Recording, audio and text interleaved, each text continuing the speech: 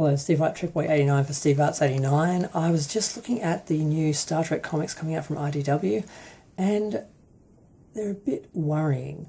I was aware there was one that was going to be coming out, an ongoing one a little while ago, but I just saw an article about one called Star Trek Defiant. And as soon as I saw the article, I didn't want to look at it. I was like, I saw the art and I'm just like, I don't want to deal with this.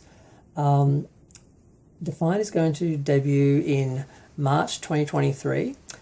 It will see Worf put together a unique crew for a series described as The Dirty Dozen meets Star Trek. So it's another Star Trek which is trying to not be Star Trek. It's trying to make Star Trek into something else because it just doesn't want to just do Star Trek. The ongoing series that was already announced debuts this month. It's simply called Star Trek. I think that's a bit disingenuous. I think it should be called Star Trek something, because like something else, because it's not strictly Star Trek. It's not Kirk, Spock and McCoy, not even the recast versions from the JJ films.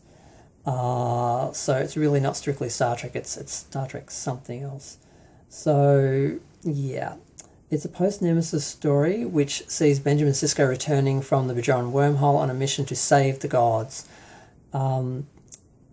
Yes, so it's really not really a Star Trek story. It's about gods and religion, which is really not what Star Trek's about. And the Defiant comic will be part of the same continuity. And the synopsis for that is, in Defiant, someone is killing the gods, but while Benjamin Sisko and the USS Theseus have been facing the threats in the higher cosmos, very real casualties are growing on lower ground. The true enemy is a man, not a god, and Worf of the House of Martok has put together his own crew aboard the USS Defiant in the hopes of defeating the dangerous messiah behind a genocidal cult. So this is not really Star Trek. This is cults. This is religion. It's yeah. So that's the first issue. And just the idea, I mean, they're describing it, of course, as dark and edgy. And they said we're pulling from all areas of Star Trek canon.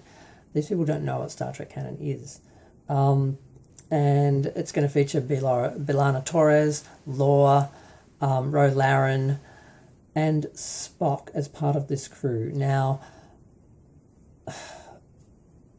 it depends on really which universe you're paying attention to, because if you're looking at the Prime universe, Spock should have already gone through the time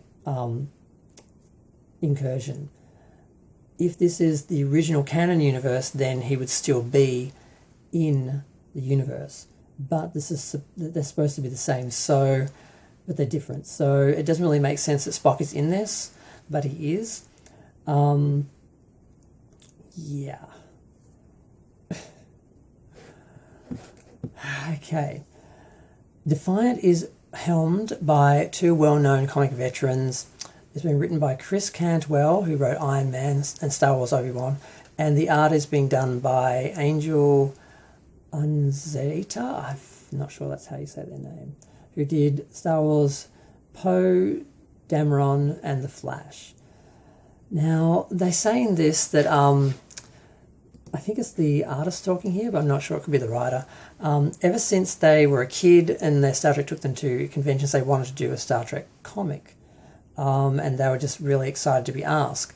Now, they said, this contradicts. They said, I knew the book needed to be undeniably Star Trek first and foremost, but also something new and complex, as in totally different, that would have readers leaning forward as they engaged with a more unexpected journey to the stars. Whereas the new Star Trek book carries forward the grand tradition of Star Trek saga of discovery and exploration, which it doesn't, because it's about war and religion and cults and genocide.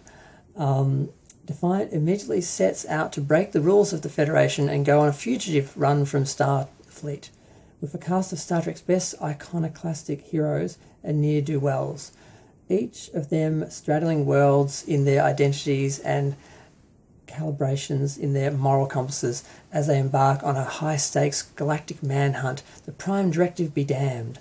Yeah, that really sounds like Star Trek. It's just Star Wars. They just keep doing Star Wars, where it's a band of renegades, a bunch of rebels, a ragtag crew. It's not Starfleet, it's not Star Trek, it's just really frustrating when you really love Star Trek and it means a lot to you to see it keep being subverted and just driven into the ground. And they go on to talk about being a part of the crew and working with the people. And then they talk about the fictional characters. They said, "It'd be very exciting to show how far our crew can go to save the universe, how many rules they can break, just how to make things right, how badass these guys can be when compared to the more clean-cut crew of the Theseus," which is basically like Starfleet crews from the ongoing series. Also, they talk about working with the great writer and so forth and the things they've done before. And they are expecting to make this book a new experience for the Star Trek audience. Well, of course, because it's not Star Trek, so of course it's going to be a new experience for people who are expecting Star Trek. And they talk about how this is going to be one of two comics and it's ongoing, having two going together in the same continuity. Like, this is a new thing. They did that with Star Trek. DC did that before. Marvel did it. I think they had like 5 or 7 titles going at one time, and they all worked in the same Star Trek universe, and they even had a tie-in story which ran over, I think, 5 different titles or something. So this is not new. And they talk about how great fans they are and everything, but yet they don't seem to know what Star Trek is. They mentioned that there is there's a mini-series of Star Trek Picard, Stargazer, Star Trek Strange New Worlds, the Illyrian Enigma, and also the Lower Decks comics. So it's just sad. I just sort of realised there is this generation of people who've grown up with Star Trek, post Star Trek Deep Space Nine, who really have no idea what Star Trek is. I mean, there was this amazing vision Gene Roddenberry had of this utopian future where humanity has evolved, we're basically good, and we're going into the universe and making things better.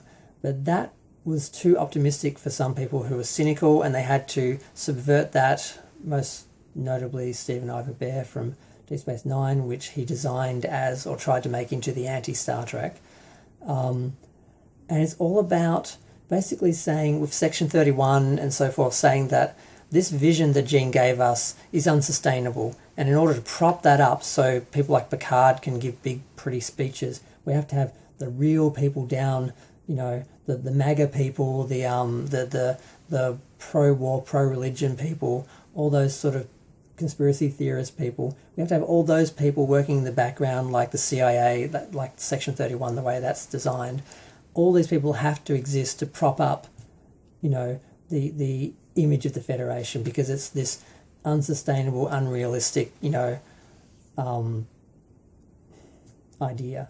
And it's just really insulting to Gene and to Star Trek to basically say this vision of the Star Trek universe he created isn't sustainable, and the only way it can be popular is if we bring it down to today and fill it with people and politics that are the same as today. And basically what it's saying is, in the future, nothing's going to change.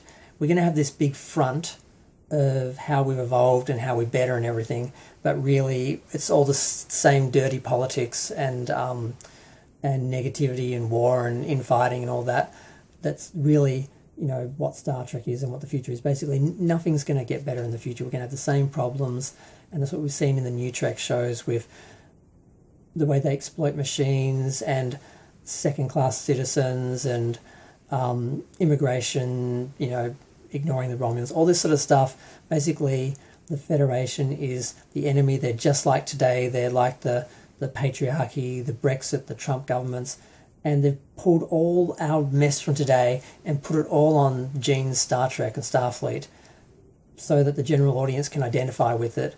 And because cynical people just can't believe in Gene's vision, so they have to, bring it down and turn it into this front that has to be propped up by all these other groups. And it's just really disappointing and sad, because if I love Star Trek really means a lot to me. Gene's vision means a lot to me. I believe that humanity can actually evolve and be better, and we can have that future. But all these cynical people who don't believe that just had to pull it apart and destroy it, and this is just another example of that, and the comics are just continuing that, and it's just really disappointing. So it'd be nice to have an actual Star Trek comic series where they're just exploring, different planets, and we get to see alien races and things that we couldn't do on screen due to budget, stuff like that, but we don't get that. Instead, we just get war and religion and genocide and cults and ragtag crews, ignoring Starfleet and the Prime Directive and breaking rules and seeing how bad they can be because that's what they think people are and what humanity is and what Star Trek is. And it's just really sad and disappointing that these people who don't know what Star Trek is are running it. And it's been happening for so long now that I don't think it's going to change.